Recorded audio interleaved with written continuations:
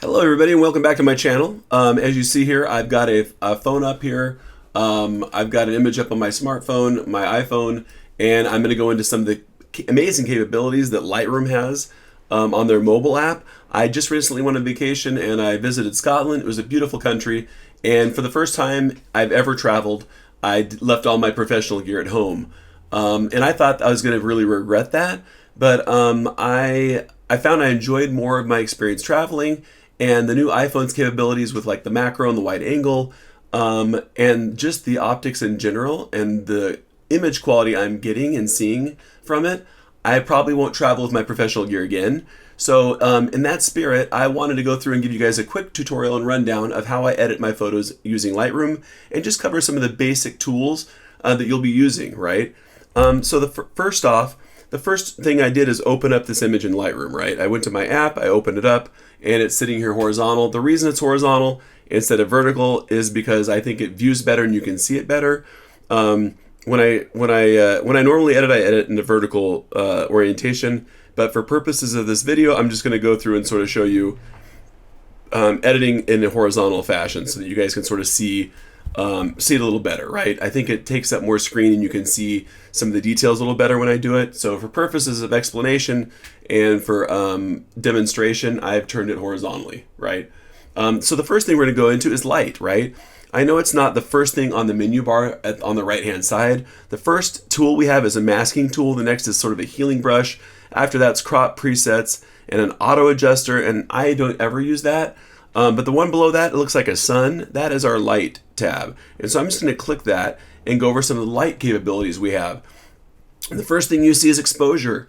So one of the things we confuse in the sort of in the photography world, and most of it is not photographers, but people that are sort of new to the game, is the difference between lighting and exposure.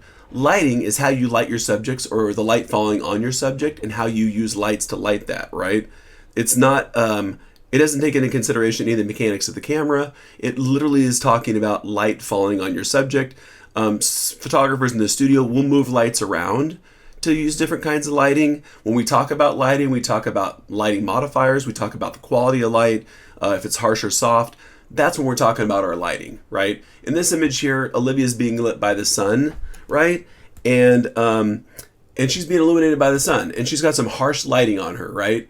Now, the lighting is different than exposure. What exposure means is that the amount of light reaching the film or the sensor, right? So it's the amount of light that's hitting your sensor in your camera, or reaching your film, and it's determined by your shutter speed of your camera, the aperture of the lens, and the luminance of the scene, the brightness of the scene, right?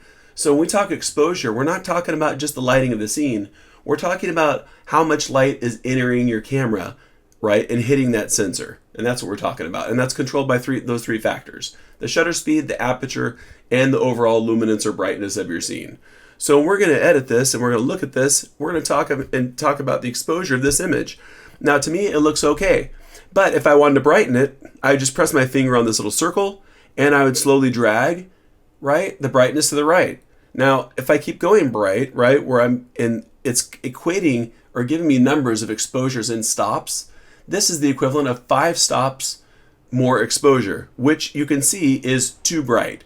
And when I say too bright, the technical term for that is overexposure. Overexposure means that there is no detail in the brightest parts of the scene or the highlights. If you look at her forehead, and we'll pinch in and look and check Olivia's forehead out, there's no information there. I can't tell what her skin even looks like, right? I mean, there is zero information there. You almost can't even see her nose except for her nostrils. That's it. So I've literally overexposed the entire image and wiped everything out, right? So that's not great. Conversely, underexposure is the opposite.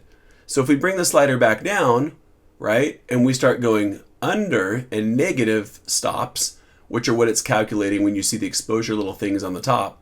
I'm at -2, -3, ooh boy, right? So at -5, that's underexposed, okay? Meaning that there's not enough light hitting the sensor. Now, when it's underexposed, what does underexposed mean? Underexposed means that when you look in the shadows, like down here, let's look down here in the grass. What should be the grass? When you're looking down here in the shadows, there's no detail. And in that dark shadow right there that you can barely see, there is zero detail. You can't see it, which means the image is underexposed, right? So for a properly exposed image, what do we want? Well, we want something that is sort of even and sort of dead center, right? And it also means that there's detail in the shadows, but there's also detail in the highlights. So it's not too bright and not too dark. So that's what our exposure is. Now contrast, what contrast is, let's just dump the contrast here and we'll take it to the left and reduce all the contrast of the entire image. If we do this, the image looks a little bit flat and dull. It looks a little softer for sure, right? But it looks a little bit flat and dull, and the reason is because we just made it all midtones. These are all tones of gray, okay, in this image right now. There's no pure black and no pure white. So the contrast has been completely flattened out and wiped out. Now, if we go to the other side and increase the contrast, we'll see that the blacks have become blacker and anything that was a highlight has become brighter. So now this is really contrasty, right? And it's got a ton of contrast. So what is contrast? What is contrast? Like the definition of it, we can see visually what it is, but when we talk about the definition, it describes the visual difference in tones, right? We're talking about the difference in tones between most specifically, the relationship between the darkest and the brightest parts of the image.